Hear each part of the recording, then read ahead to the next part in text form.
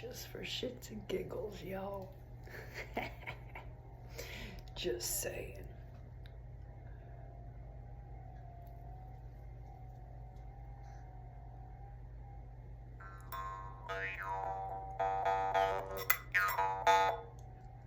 Oops. Gotta get our systems right. I'm learning.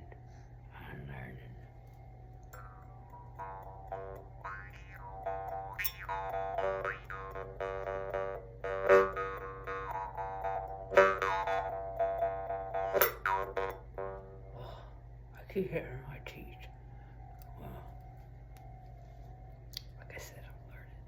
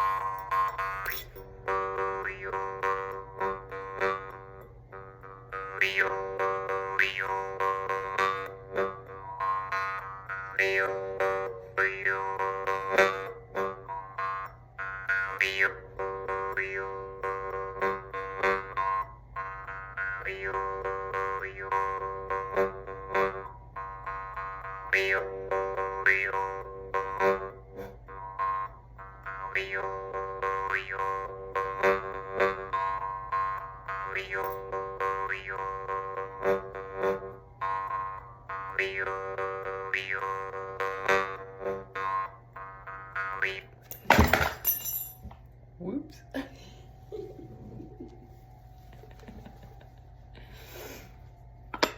Anyway, thought I'd bring that into my journal.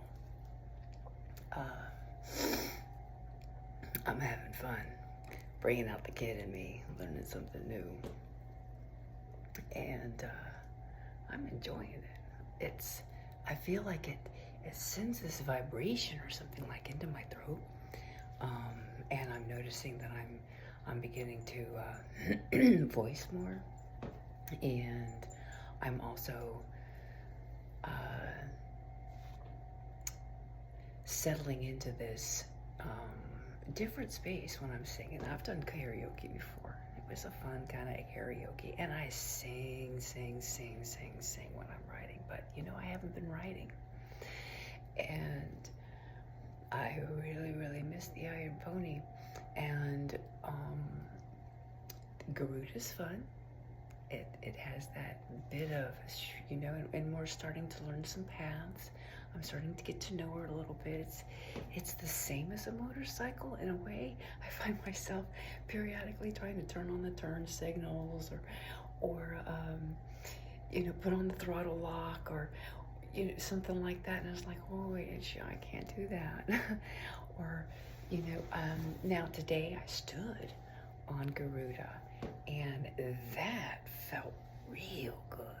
Much better to me than sitting on that seat. The Garuda doesn't quite, it's like I need a different seat so I can really sink into her rather than this like launching on top of her type of thing. But maybe that is what Garuda is all about. I am supposed to stand while I'm riding her, sit while I'm pedaling, and it's interesting.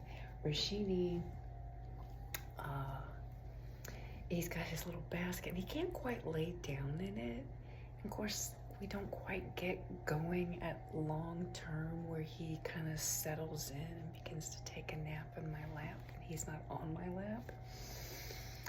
Now he does periodically look back at me, and I'm noticing that that's when I'm getting like a little bit more tense, or he'll take and turn when he taps his nose on my hand. This means, lady, would you pick up the speed? I'm bored. He wants to feel the wind. So there's this nice little balance between me pedaling and working my legs and getting some strength and all of that in a different way versus the walking. I mean, like I said, I can walk from here to China. So, and I can ride my motorcycle from here to China. So I'm learning Garuda style. And I had learned the running style. I'm not much of a runner though. I was willing to do it for the peace and dignity journey. I was willing to do it for the family. I was willing to do it for the prayers. I was willing to do it for the cause, but I got to support in the grandmother way, the real true grandmother way, rather than the grandmother going along for the ride and being a part of the ceremonies and actually doing, which would have been cool. However, and to see all the countries and to meet all those people and to savor up all that culture. However, I got to participate in the way that I needed to. And that has taken me much, much deeper into, well, growing up to be just like mom. And bringing the two moms together. So, I must admit, and I want to voice that, is that I am ready for the land. I am ready. I feel ready. I feel it coming. I feel it coming, and I know it's going to come in the perfect divine time. So, but I feel it coming, and I'm excited. And of course, I'm seeing all the medicine pieces, and I'm seeing this community and family, and how much we support each other, and all these, and so forth, and really show up for each other.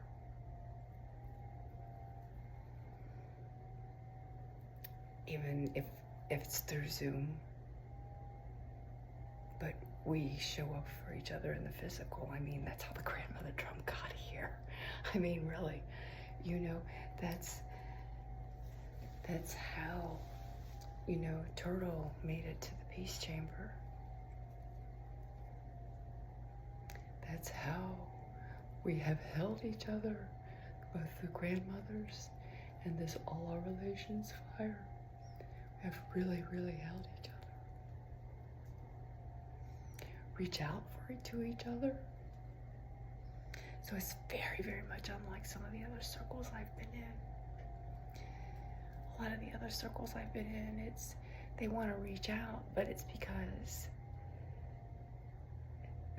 they want you to put on a show or share a teaching, or this or that. It's very, very different. Now, the eighth fire is a mixed bag. It is definitely a mixed bag. And some absolutely, oh my gosh, amazing, gorgeous people. The ones that are really, really into it, it's something that takes place on the sidelines, it's in the private circles. It's in those intimate circles. Yes, there's the big celebration things and all of that takes place, and we come together once a month and we offer prayers, or at least set the intention of being there in spirit and offering prayers. However, the feet on the ground piece, it's not that Zoom stuff. It's, and this is where the seeds really get grounded. The seeds really get into the soil. The Zoom thing and all of that,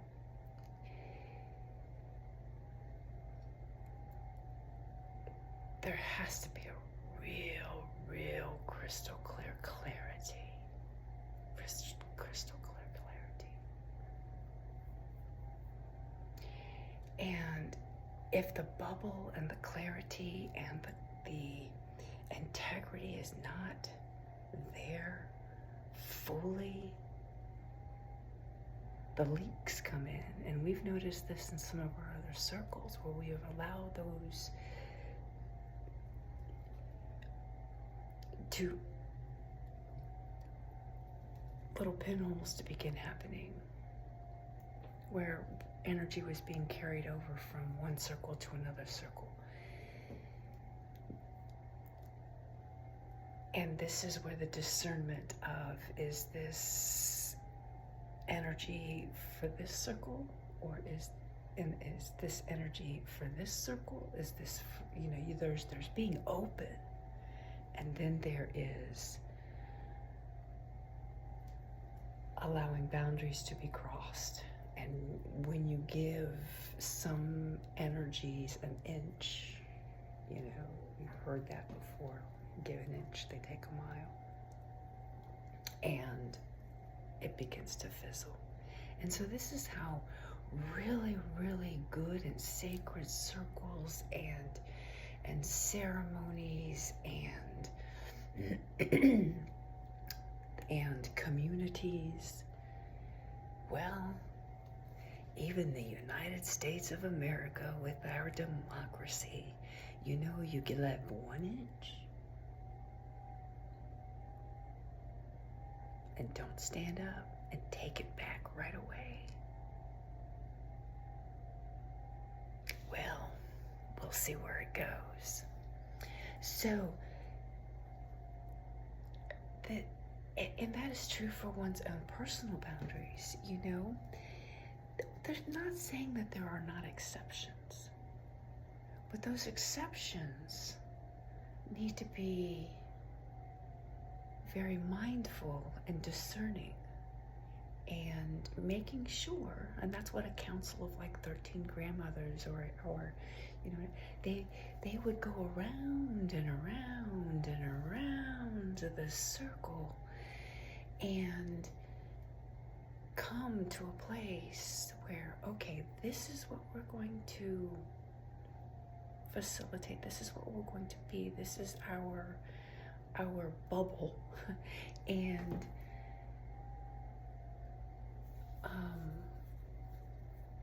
everyone would honor that and respects that. That is for the highest good of all. And some would not, agree with it, but they would honor it, because the next time it comes around, theirs might be accepted or worked with, and someone else's may not get theirs. And again, they all honor it. That democracy, that's what democracy was built on, was indigenous principles like that, They learned from, and then put it all together, and of course then they used it against the natives and etc. But, we won't go into all of those politics. But basically what I'm sharing is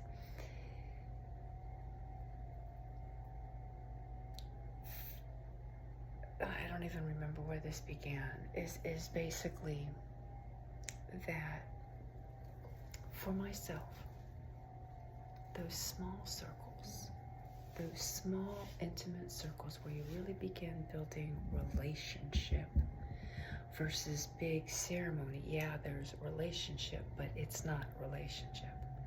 It's unless you take it beyond that, and then you have to really take a look at what are you trying to build and what is the purpose. And usually at some point in time, ego steps in. I've been there. I've done it. I've been there and done it. I totally get it. And then I got stripped of it all. Literally.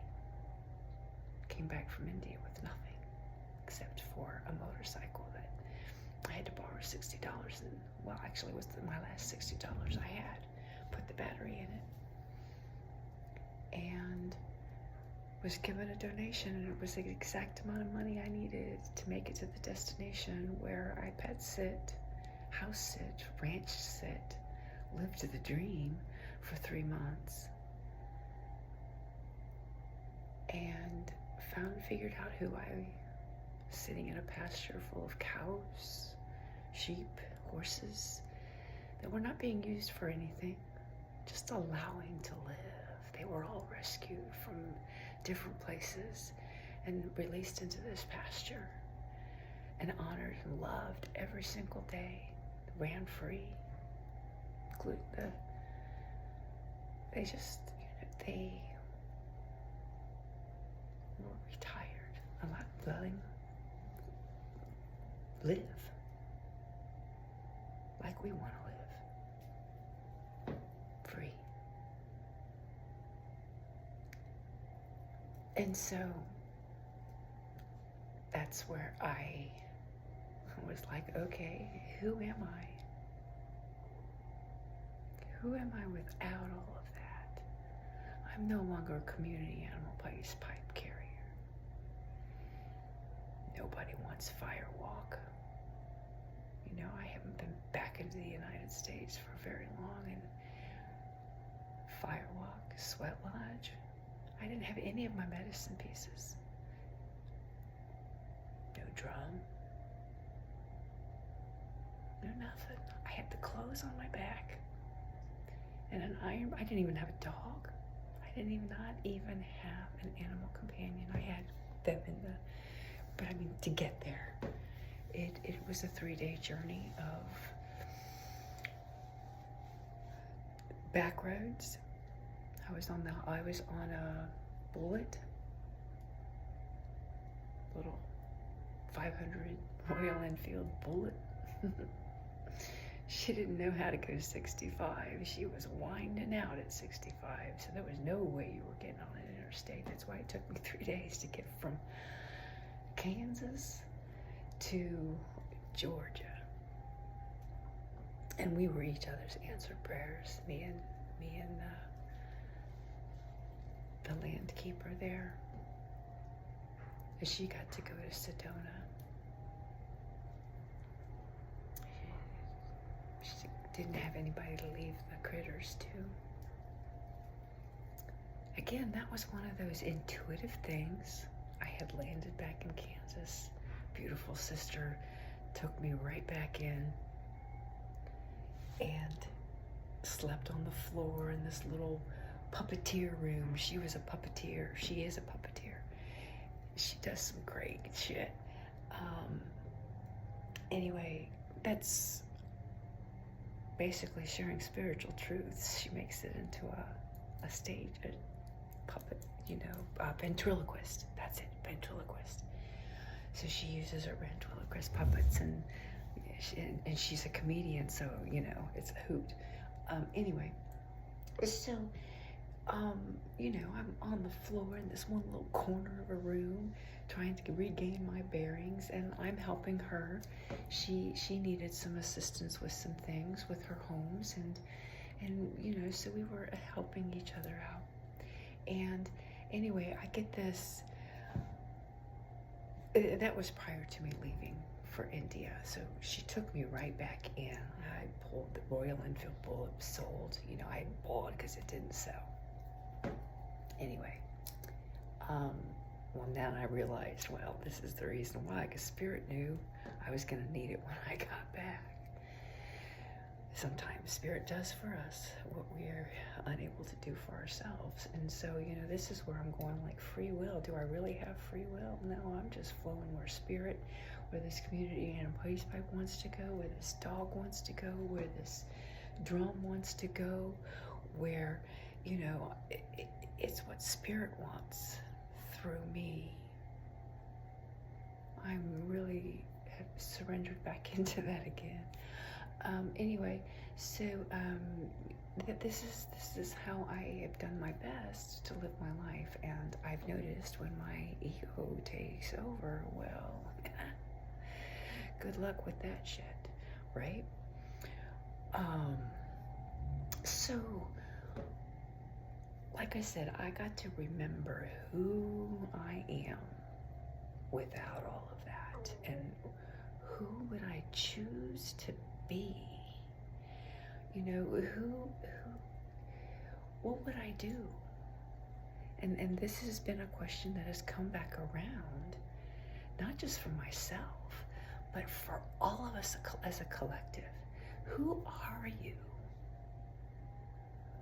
without the accolades, without all the likes, without all of the subscribers, without all of the thank yous, without all of the, who are you without all of that? And everything shuts off. Who are you going to be? Who shall you be? Who will you be? And begin practicing that. Really contemplate that. Journal that shit. I have really been sitting with myself going, who am I? What shall I be? What's next for me? What do I do without all of that? Well, and I have been that all along, because, I mean, really stop to think about it. I don't have subscribers. I choose to not have a following. That's not what it's all about. Now, I have a lot of family that I have met, and they mean a lot to me, and I check on them as often as possible. When someone comes up in my mind, I go to their Facebook. Are they there? And those that I've gotten really close with, that we have gotten close with, you know, we have cell phone numbers. And then those that are even closer, you know, ones that I know, without a doubt, if I gave them a call right here, right now, number one, they would figure out a way, we would figure out a way to connect. And two, if we didn't have the money, we'd figure out how to get the money and get you in and out of whatever situation, you know, you call for assistance, we're going to be there. That's the kind of family you want, no matter what. And I am honored and blessed to say I have a lot of sisters and some brothers that would be the case. It was something I knew, but almost felt like a fantasy. But, I was sharing that, you know, when I got back, I did one of those, well, Spirit is like, well, you need to contact this person. I'm going, who do I need to contact? So I closed my eyes, and again, this was another time I did this whole scroll, and I let it land, and it landed on, she was Claudia, the badass trucker. She was. She drove a semi for years, and she was a little badass. She was shorter than me, but she was a badass, and she took no crap.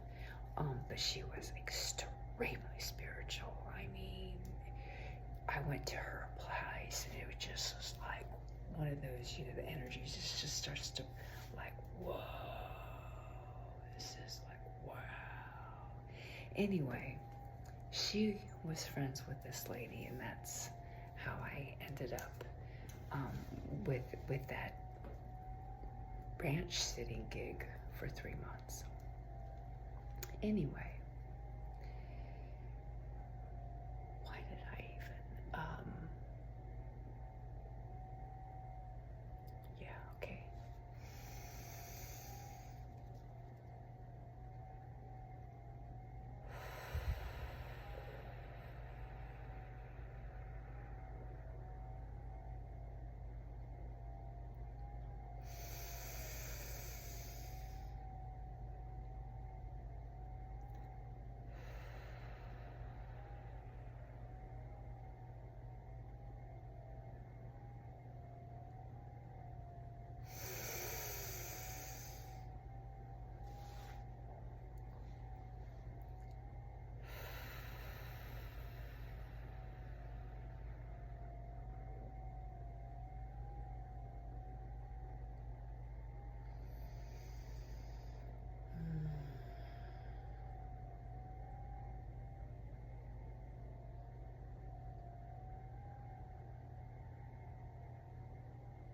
There's something going on.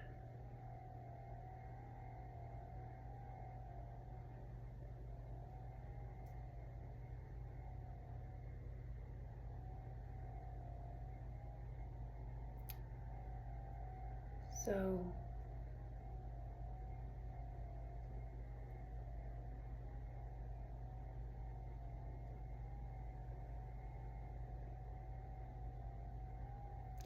today,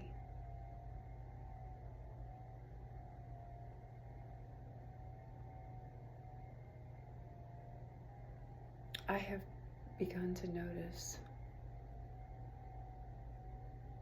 when I speak something, it seems like certain things, well, it's probably about 50%. No, it might be more, I don't know. Anyway, I've noticed that things are happening like almost instantaneously. I spoke about a blow-up kayak, right? One that I could put on Garuda when I go to the Colorado River. What shows up?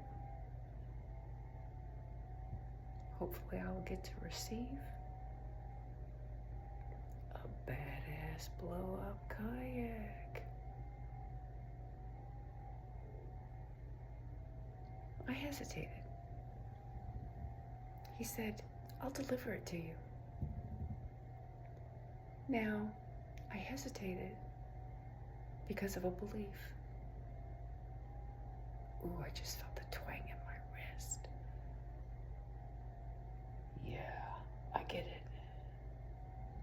One that was drilled into me in childhood.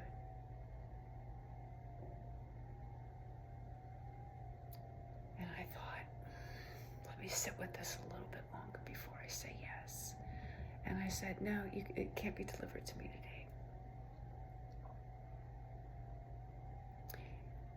How about one day during the week? Because I'm like, do I really want to spend $50 on a kayak? And of course, all these signals in my mind and my heart are saying, yes, yes, yes. We're shifting, we're shifting, we're shifting. Yes, yes.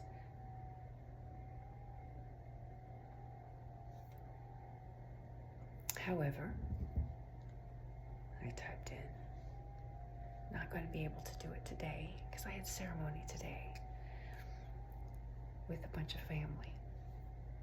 And I wanted to be fully present as much as possible with me going on and off Zoom. However, it was beautiful, and I was completely present and could definitely feel the vibes, and then I could definitely hear the words when I was in the room. Anyway, so he said today would be the best day. Next week, during the week, it's going to be chaotic.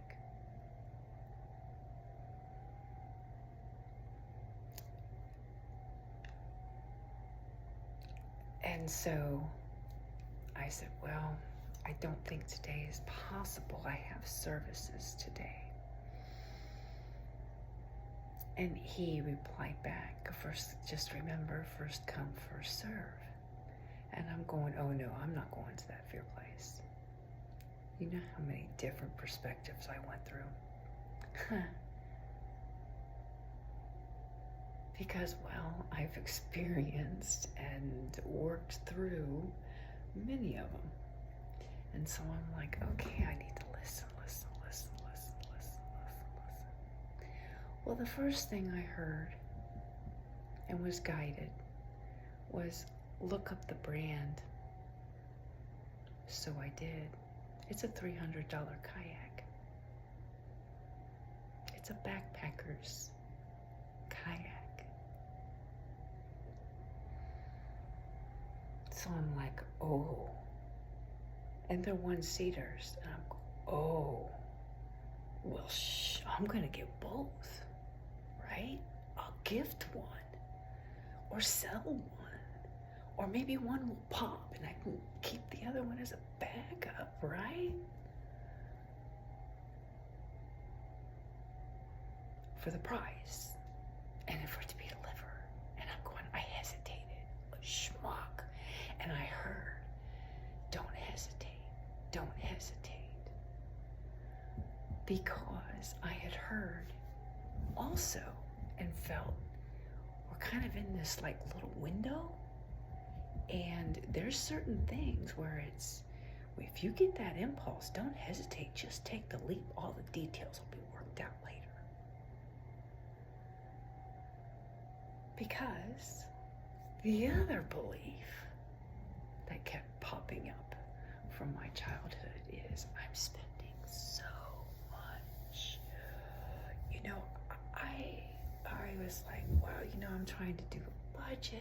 I'm, you know, wanting to get this other motorcycle, which is practically going to be landing in my lap as another incredible thing. And I'm going, wow, okay. And then there's this whole, we won't go into the landlord thing. Again, that's another day. I'm still processing the electric landlord thing. So, yeah. And then it was, you know you want it.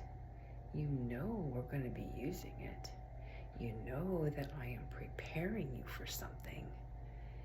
And I'm landing it in your lap. So I went right back. I can meet you this evening. I've got the cash. I'll take them both or one, whatever you have left. Please and thank you. So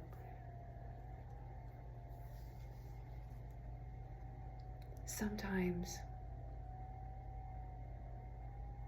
yes, we have to kind of allow all those little beliefs and go, where's this one coming from? Where's this coming from? And get to that animal instinct within and realize that with each opportunity, choice, and gift that we receive, there's discernment, and yet there is also, it's leading towards something. And we, as in our little humanness and our brain, cannot figure it out. And so I am being reminded these different things on a different level.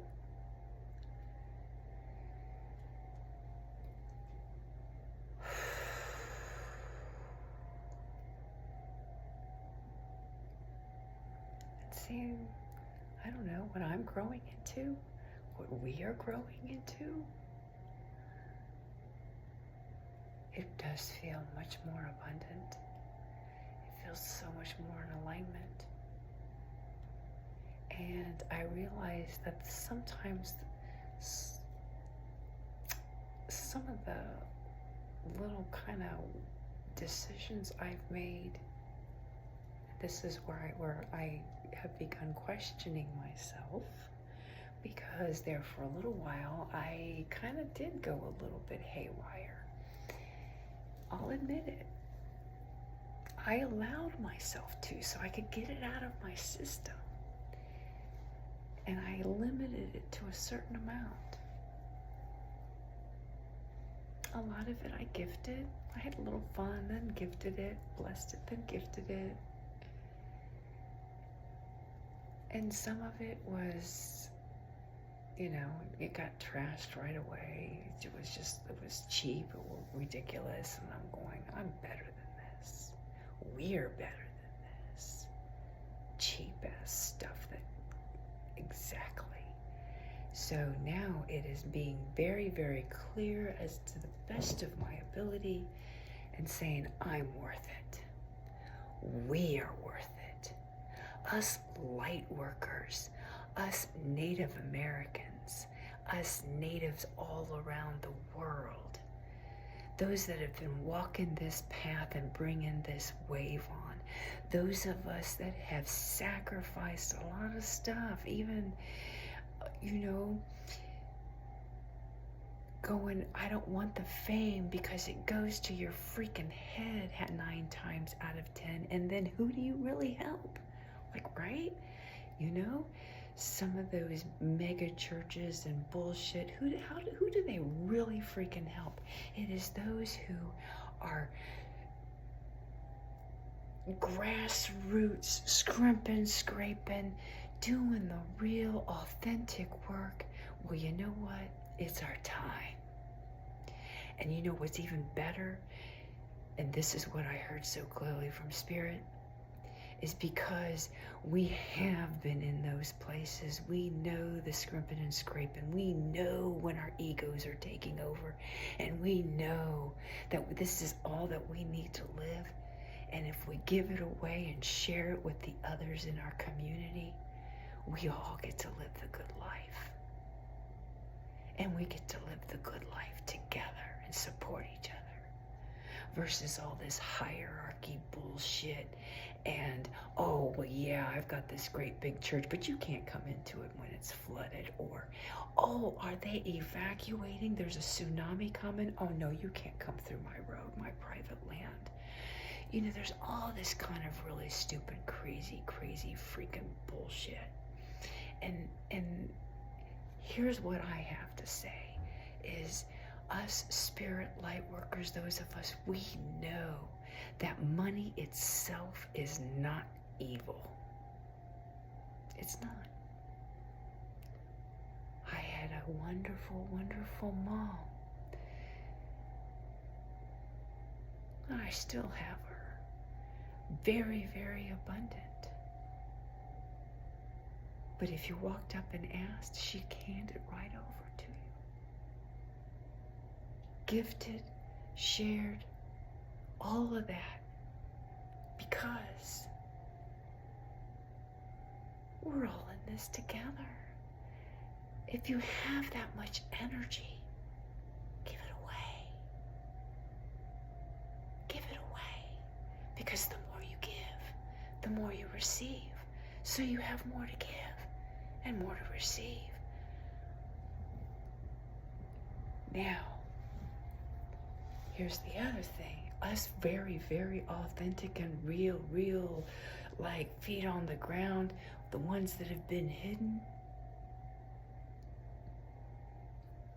we pull together. We can't be hidden anymore.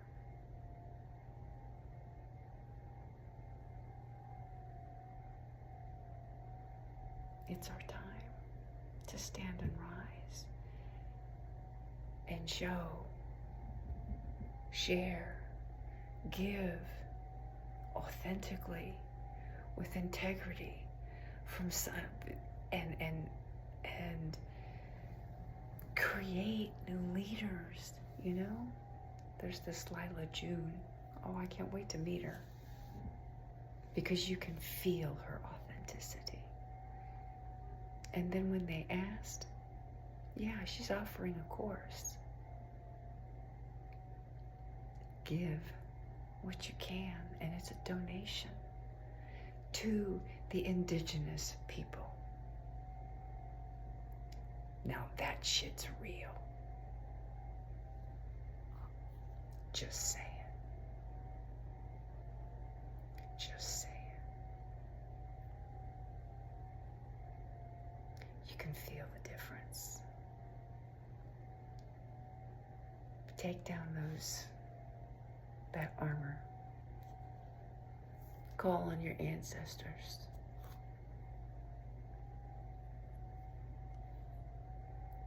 Feel the vibe. You'll feel the vibe before you hear the words. And when you feel the vibe, if it's not real, you don't have to listen to the words. Let it slide on by.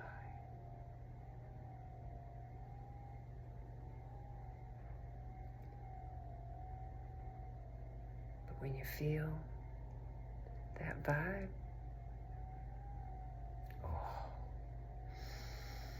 lean into it. Get close to it.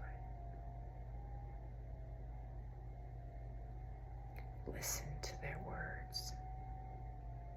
You may not even have to, because you're feeling their vibe. And the words are going to resonate like truth coming from your soul. That shit's real. And those are ones feet on the ground.